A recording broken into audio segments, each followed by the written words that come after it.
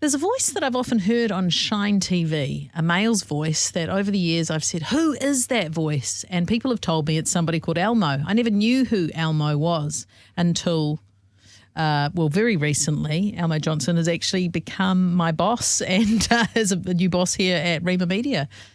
G'day and welcome. Welcome back. Yeah, it is. It's a bit of a long journey to come back after 15 years. Yeah, because of course you do a lot of voiceover work. You'd still be doing voiceover work for Rhema Media, but you've got this legacy, right? You've got this history of being with Rhema Media. Tell us some of it. Yeah, well, I started in 1997. I was, fresh-faced 19-year-old at the time, and in the early days of when the Life FM network started, based in Auckland, they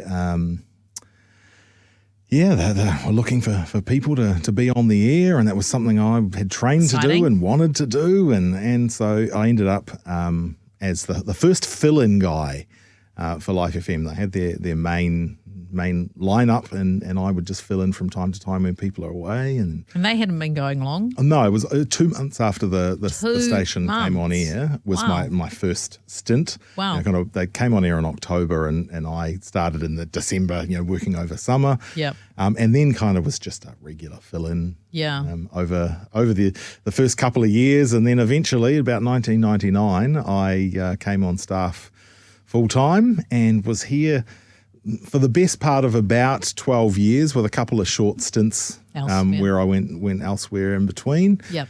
And was here until 2009. Right. And I met my beautiful wife in this very building. Very nice. A fellow broadcaster. And she was part of the team here as well, doing the Life FM breakfast show. Becky, isn't it? Yeah. Yeah, just in case anyone from way back remembers and go, oh, is that what happened? Yeah.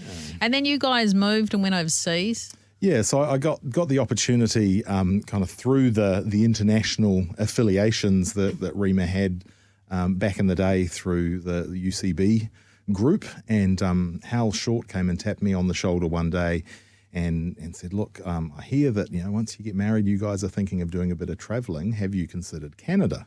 And we're kind of like, well, we haven't really considered anything. It was an idea at that point. But he said, look, we're really looking for someone to help out programming our station in Canada. We've been without someone in that role for 2 years. I think you'd be great. Would you be interested? And so awesome. from there, I went and spent, Becky and I went and spent 4 years in Canada. We kind of set out going, a year or two, and then we'll see what happens. But yeah, it just felt right to stay on. So we stayed for 4 years until we couldn't stay any longer because our visas were done.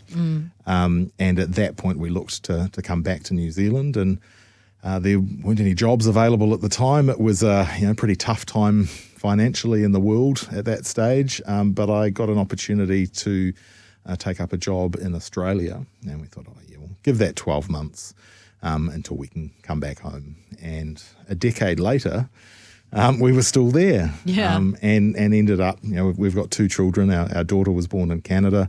Our son was born in Australia. Wow. And so, we've been 14 years we were out of the country and back in New Zealand now for the last couple of years. Yep. And great to be back here and at what feels like at home at Rhema Media. Yeah, that's a cool story. Just to think that little 19-year-old that first used to cover never imagined the journey, right? Yeah.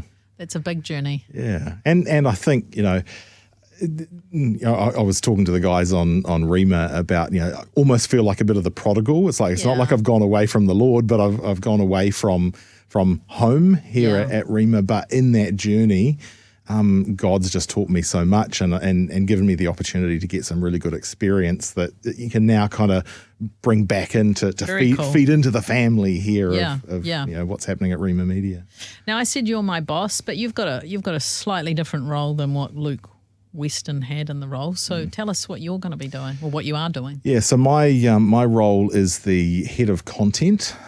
So that means the 3 radio networks and Shine TV all kind of fall in my patch.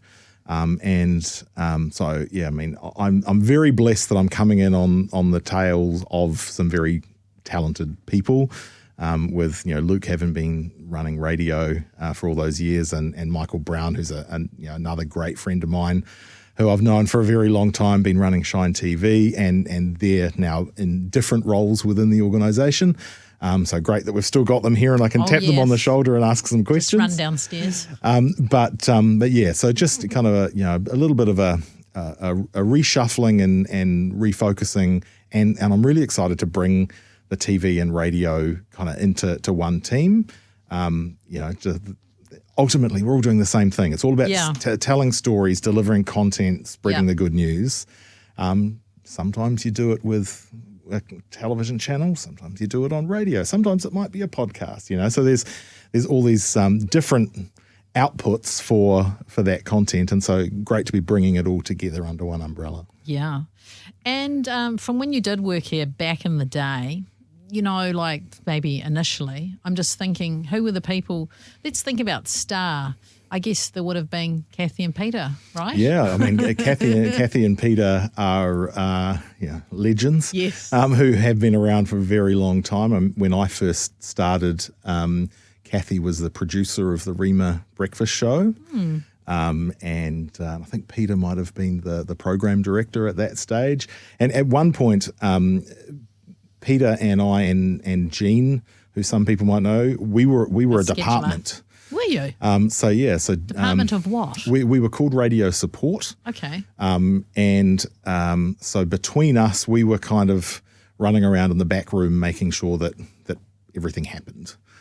So the presenters were doing their thing in the studio, and rather than having kind of a program director and an assistant program director for each station, we had each station had a program director, and then we had this team who were basically like the assistant program directors, but it was rather than going, right, you work for Life FM and you work for Star and you work for Rhema, it was all of us using our skills across all three, because we all have different skill sets. But so Peter and I have known each other for a long time. Other people like Gary was my boss at one point. And you would have known Rosemary too? Rosemary was actually one of the people who probably got sick of me when I first really wanted to work here. She at the time was she was the network station administrator. Okay. So she was basically like the assistant to John Fabrin, who was the network station manager at the time. And so all the pestering, I used to send postcards. Did you? So I sent a postcard every week saying, I'm still available if you've got any. Yeah, and it went on for months until they finally gave me an interview. Yeah. Ask Rosemary about those postcards. I'm sure she still remembers them, because she was the one getting the mail.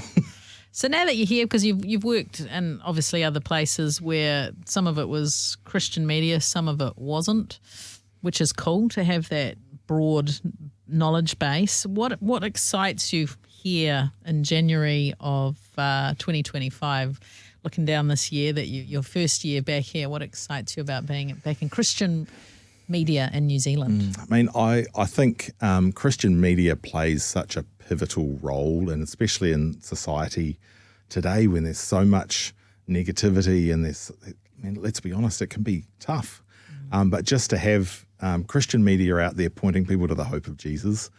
The last couple of years I've been working in mainstream media, and it can get pretty dire. And so to be here and to be focused on the good news of Jesus and just pointing people to the hope that is in him, I'm super excited to be back in the Christian media world again.